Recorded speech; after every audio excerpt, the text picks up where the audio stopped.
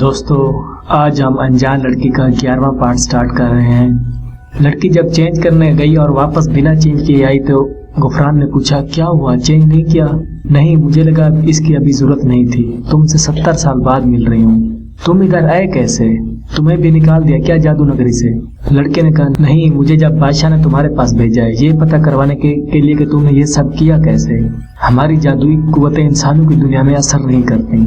چاند نے لڑکے کو دیکھتے ہوئے کہا اچھا ہوا تمہیں بھیجا اس نے، میں تمہیں بہت مس کرتی ہوں غفران۔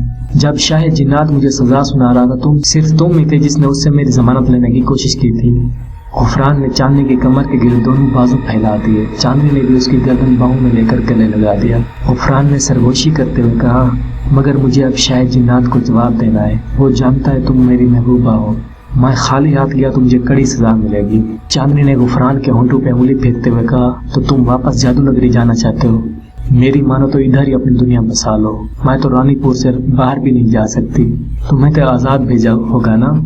غفران نے سر نفی میں ہلاتے ہوئے کہا میں یہاں بوڑھا ہو جاؤں گا اور انسانوں کی طرح بہت جلد مر جاؤں گا۔ چاندنی گول گھوم کر اپنا سراپا دکھا کر بولی میں کہاں سے بوڑھی لگ رہی ہوں؟ غفران نے دوبارہ پوچھا تم نے یہ کیا کیسے؟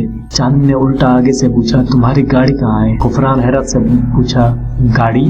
چاندنی ہنس کر بولی اڑن کٹھولا کا پوچھ رہی۔ غفران بولا اوپر ہی رکا ہوا ہے، مگر تم کیا کرنے والی ہو؟ چاندنی نے اپنا بیگ اتار کر پلنگ پہ رکھتے ہوئے کہا بہت اچھے، تم ادھر ہی رکنا۔ یہ کہہ کر چاندنی تیزی سے سیڑھیاں چڑھ کر اوپر چھت پہ گئی۔ آس پاس دیکھا کوئی نہیں دیکھ رہا، اس نے جلدی سے اپنی شرٹ اتار دی اور آنکھیں بند کی، اور کچھ ہی لمحوں بعد اس کی کندھوں کے پیچھے دو بڑے بڑے پنکھ نکل آئے۔ اس نے اپنے پروں کو لہرایا اور اوپر کی طرف جمپ کر کے اڑتی چلی گئی۔ اوپر اڑتے ہوئے اسے ہوا میں ایک بہت بڑا اڑن کٹھولا دکھائی دیا جو بادلوں کی اوڑ میں چھپا ہوا تھا۔ وہ اڑتے اڑتے اڑن کٹھولا کے اوپر جا کے بیٹھ گئی، پھر اس نے اپنے ہاتھ ہوا میں اٹھائے اور جادوئی رسی نکال لی، ایسے جیسے کوئی نظر نہ آنے والی چیز اسے رسی پکڑا دیتا ہو۔ اس کی رسی اپنے آپ اڑن کٹھولے کے ایک سائڈ سے سوراخ کر کے گھس گئی جیسے سوئی کپڑے میں۔ رسی اڑن کٹھولے کے ساتھ باندھ گئی تو چاندنی رسی پکڑے نیچے کود گئی۔ رسی کافی لمبی تھی، چاندنی رسی کے ساتھ لٹک کر نیچے تیزی سے آ رہی تھی۔ جب رسی کا آخری سرا اس کے ہاتھ میں آیا تو اس نے مضبوطی سے تھام لیا اور ایک جھٹکا دے کر رسی کو اپنے سامنے کی طرف کھینچا تو اڑن کٹھولا اپنی جگہ سے رسی کے نیچے گرنے لگا۔ اس کی رفتار بہت تیز تھی۔ دوسری طرف سے چاندنی نے رسی پکڑی ہوئی تھی جس کی وجہ سے اب وہ اڑن کٹھولے کے ساتھ نیچے تیزی سے جانے لگی، تو اس نے رسی چھوڑ دی۔ وہ اپنے بڑے بڑے پروں کی مدد سے اڑتے ہوئے دوبارہ زمین کی طرف جانے لگی۔ شہر میں اچانک ہی جب اڑن کٹھولا آسمان سے گرا تو ہر طرف سے لوگ بھاگتے ہوئے وہاں پہنچے جو پاس پاس تھے۔ یہ ایک دم شہر کے بیچ چوک میں گرا تھا اور مکمل تباہ ہو گیا، جس کی وجہ سے کچھ لوگوں کی موت بھی ہو گئی۔ شہر کے سارے نیوز رپورٹر وہاں پہنچ گئے۔ ہر چینل پہ اینکر اپنے پاس سے قیاس لگا کر صحیح نمک مثالوں کے ساتھ نیوز دینے میں لگ گئے۔ کوئی کہنے لگا یہ آسمانی مخلوق کی طرف سے کسی قسم کا کوئی سگنل ہے، یا تو وہ ہم پہ حملہ کرنے والے ہیں، تو کوئی کہہ رہا تھا یہ دشمن ملک کی کوئی شیطانی قوت ہے۔ کافی دیر بعد جب چاندنی سیڑھیاں اتر کر نیچے آئی تو غفران اسے دیکھتے ہی اس کی طرف لپٹا۔ کہاں چلی گئی تھی تم تو اوپر چھت پہ گئی تھی نا، وہاں تو کوئی نہیں تھا، اور یہ کیا رکھ کر گئی ہو تم؟ وہ بیگ کی طرف اشارہ کر کے بولا میں تو ڈر گیا تھا، اس پہ تمہارا منہ پڑا تھا، اس پہ خون بھی لگا ہوا ہے، بالکل اصلی ہے یہ۔ چاندنی نے غفران سے کہا مبارک ہو، اب تم میرے ساتھ ہی رہ رہے ہو، تمہارے اڑن کٹھولے کو اڑن چھو کر کے آ رہی ہوں۔ غفران نے یہ سنا تو بولا تم پاگل ہو گئی ہو کیا؟ اب شاہ جنات اپنے جنوں کو ادھر بھیج کر ہمیں اٹھوا لے گا یا مروا دے گا؟ چاندنی بے فکری سے بولی وہ ایسا نہیں کرے گا، اگر کچھ ہوا تو میں دیکھ لوں گی۔ غفران بے بسی سے بولا میرا کیا ہوگا، میری کوئی جادوئی طاقت کا زمین پہ اثر نہیں۔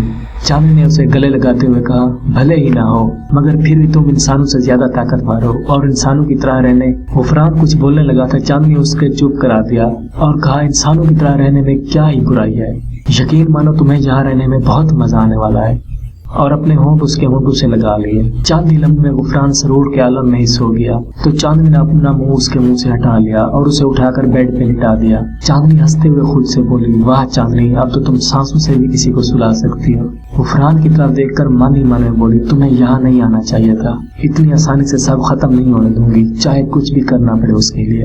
اس نے جہاں بیگ رکھا تھا ادھر ہی پڑا تھا، اسے اٹھایا اور دوسرے روم میں چلی گئی۔ اس روم میں بھی الٹ پلٹ پڑی تھی، ہر چیز جیسے کسی نے تلاشی لی۔ وہاں ایک الماری کو کھولا اور الماری کے اندر داخل ہوئی۔ الماری کے اندر کپڑے لٹک رہے تھے، कपड़ों को साइड पे करके आगे गई और नीचे से एक ढक्कन सा उठाया। नीचे सीढ़ियां जा रही थी, वहां नीचे उतर गई। यहाँ वैसे तो घूप अंधेरा था, मगर चांदनी के लिए अब कभी भी अंधेरा नहीं होता था। उसे तो दिन की रोशनी जैसा ही अंधेरा में दिखाई देता था। तय खाने में बहुत सी अलमारियां रखी थी।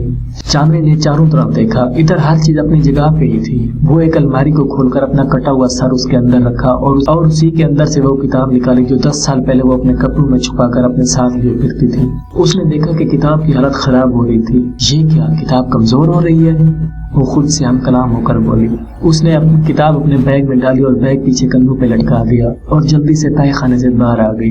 बाहर हाल में गुफरान गहरी नींद में था। बहुत अच्छे, इधर ही पड़े रहो। चांदनी मुंह ही मुंह में बुड़बुड़ाई और घर से बाहर आ गई। दोस्तों, इस कहानी का ये पार्ट अभी पास कर देते हैं। 12वें पार्ट के लिए आप हमारे चैनल को सब्सक्राइब कर लें और साथ में बेल आइकन भी दबाएं ताकि हर आने वाली नई वीडियो का नोटिफिकेशन आपको मिलता रहे। धन्यवाद।